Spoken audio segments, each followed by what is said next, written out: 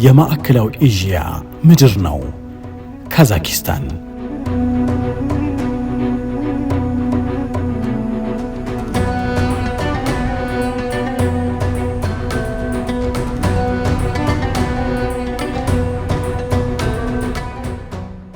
ካዛኪስታን በቆዳ ስፋቷ ከዓለም 9ኛ ደረጃን የምትይዝ ሲሆን የህዝብ ቁጥሯ 20 ሚሊዮን ይደርሳል። ከሀገሪቱ ህዝቦች ከ70 እስከ 72 በመቶ የሚደርሱት የእስልምና ሃይማኖት ተከታይ ናቸው። እስልምና ወደ ሀገሪቱ የገባው በ8ኛው ክፍለ ዘመን ሲሆን በነጋዴዎች አማካኝነት እንደተስፋፋ ይነገርለታል። ሀገሪቱ በ1991 ነፃነቷን ካገኘች በኋላ የእስልምና አስተምሮትና የተቋማት ግንባታ በከፍተኛ ሁኔታ ጎልብቷል። የሀገሪቱ ዋና ከተማ አስታና ወይም በሌላ ስሟ ኑር ሱልጣን ትባላለች። በዛሬው መሰናዷችን አስታና እንቆያለን።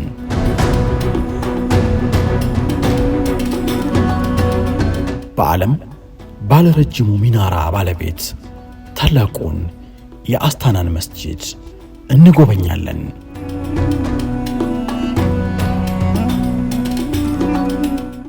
አስታና መስጂድ 10 ሄክታር ይዞታ ያለው በ68000 ሜትር ስኩዌር መሬት ላይ የተንጣለለ 130 ሜትር ከፍታ ያላቸው 3 ሰማይ ጠቀስ ሚናራ ያሉት ሲሆን ከ200 እስከ 230 ሚሊዮን የአሜሪካ ዶላር ወጪ ወጣበት ድንቅ መስጂድ ነው።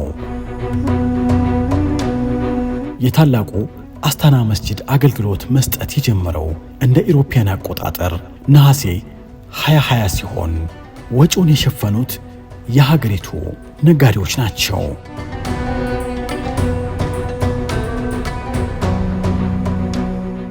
መስጂዱ ሲገነባ ከመንፈሳዊ ተግባር ባሻገር በርካታ ምክንያቶችና ዓላማዎች ነበሩት።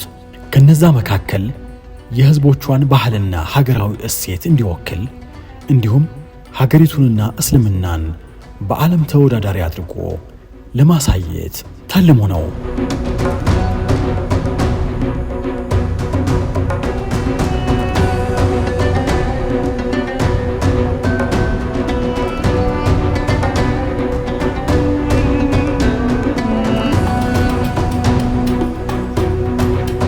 የአስታና መስጂድ በኢድ አልፈጥርና በኢድ አልአድሃ 200,000 ሰዎችን ያስተናግዳል። እንዲሁም በወትሮ ቀናቶች በአንድ ጊዜ 30,000 ሰጋጆችን ማስተናገድ የሚችል ሲሆን በዋናው የወንዶች መስጂድ 15,000፣ በላይኛው ባልከኒ 4,500 እንዲሁም በበረንዳውና በአጠቃላይ ውጨኛው ክልል 10,000 ሰዎችን ያስተናግዳል።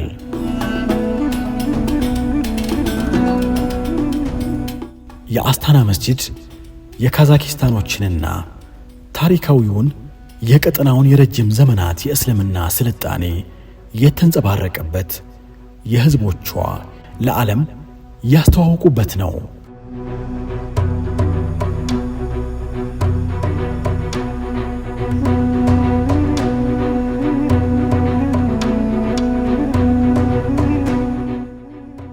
መስጂዱ በዋነኛነት የተገነባው በነጭ ማርበል፣ ግራናይት፣ ድንጋይ፣ ብረትና ከፍተኛ ጥራት ባላቸው መስታወት ሲሆን ለዓይን ማራኪ እንዲሆን ተጠበውበታል።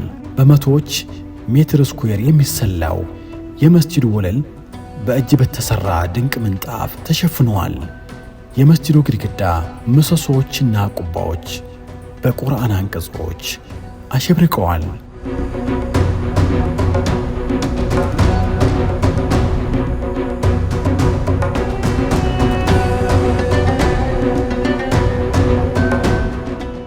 ከመስጂዱ ወጣ ስንል ደግሞ ሌላ የውበት አክሊል ተደፍቶበታል። የእስልምናን ንጹህነትና ሰላማዊነትን ለማሳየት በማለም በዙሪያው የዓይንን ረሃብ የሚያስታግሱ አረንጓዴ ቦታዎች፣ የአበባ ማሳ፣ ፏፏቴ፣ በጥሞና መንፈስ የሚራመዱበት የእግር መንገድ፣ ውብ በረንዳ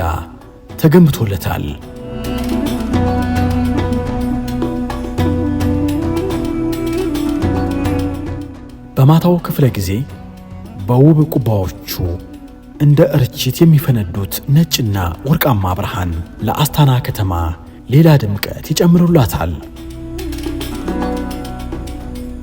አስታና መስጂድ ከመስገጃነት ባሻገር ኤግዚቢሽን የሚከናወንበት፣ ለጎብኚዎች ገለጻ የሚደረግበት የባህል ማዕከል፣ ቁርአን፣ አረበኛ ቋንቋ፣ ፊቅህና መሰል ዘርፎች ትምህርት የሚሰጥበት የትምህርት ማዕከል፣ የቤተሰብ የበጎ አድራጎትና የወጣቶች መዝናኛ ማዕከል ተካቶበታል።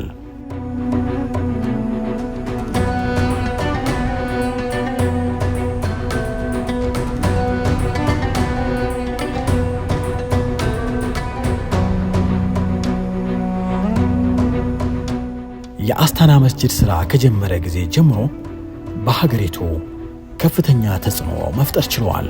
የሀገሪቱን ብሔራዊ አንድነት አጠናክሯል። የእስላማዊ ዕውቀት ትምህርት እንዲስፋፋም መንገድ ከፍቷል። የሀገሪቱን ባህልና ማኅበራዊ መስተጋብር አዳብሯል። እንዲሁም የውጭ ጎብኚዎችን ቁጥር እንዲጨምር በማድረግ ለሀገሪቱ የገቢ ምንጭ በመሆን እያገለገለ ይገኛል።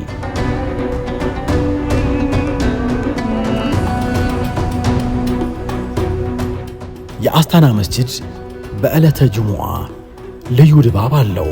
ካዛኪስታኖች በሀገሪቱና የእስልምና መገለጫ አልባሳት አሸብርቀው በጊዜ ወደ መስጂድ በመግባት በቁርአንና በዚክር ያደምቁታል።